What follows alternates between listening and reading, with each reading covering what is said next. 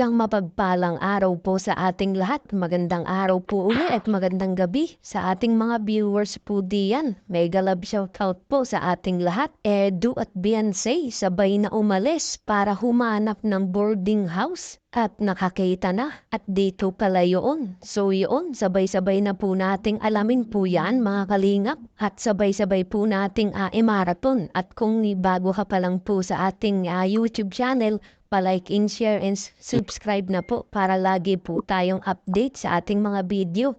At paalala mga kalingap, bago tayo magbigay ng ating komento at opinion, tapusin po muna natin ang kabuuan po ng ating video.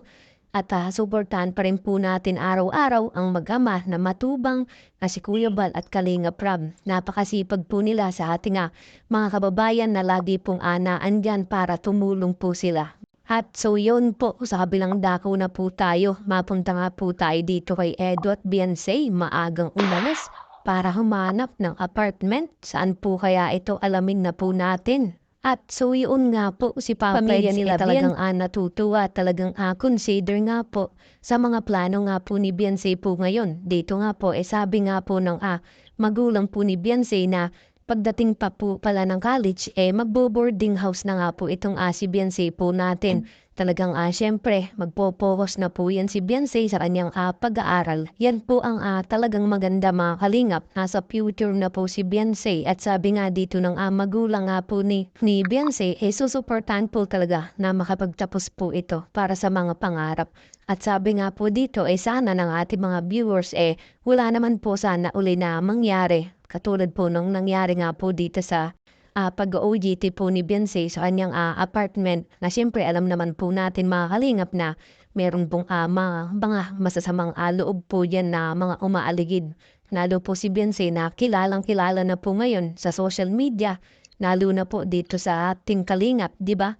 Alam po ng ating mga basher dyan na siyempre masabi nila na mapera, may mga magandang gamit, di ba? Yan naman talaga ang mga purpose po na mga masasamang loob. Pero sana mga kalingap yung mapili po nila Papa Eds yung maganda, yung tutuluyan po ni Beyonce para siyempre safe na safe din po itong si Beyonce po natin. So yun nga po mga kalingap, ito pa ng si Beyonce dito po pala mag-aaral sa Dait nga po. Yan nga po yung sabi po ng magulang niya na kapag desisyon na rin po itong si Beyonce, siyempre yun po ang maganda na para malapit na rin po dito kay Papa Eds. Kaya nga dito na rin po naghanap sila Papa Eds ng apartment. Yan na rin po sa Dait para malapit po sa school po niya. Papasukan po ni Beyonce para siyempre mas maganda kung malapit para hindi na po siya matatapik. Alam natin na napakalayo nga po ng bahay po nila Beyonce. At yun na guys ang nangyari sa EDC guys, no? Hanggang dito na lang ang ating reaction video ngayong araw na to guys, no? At kung bago ka pa lamang sa aking YouTube channel, please like and subscribe na rin po at pakipindot na rin po ang notification bell button para updated po sa mga ilalabas nating mga reaction video mga kalingap, no?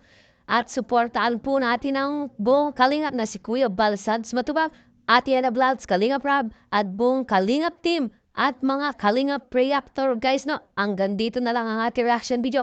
Maraming salamat sa panonood. Stay tuned lagi at maraming salamat. I love you all. Mwah mwah. Chup chum. Bye bye.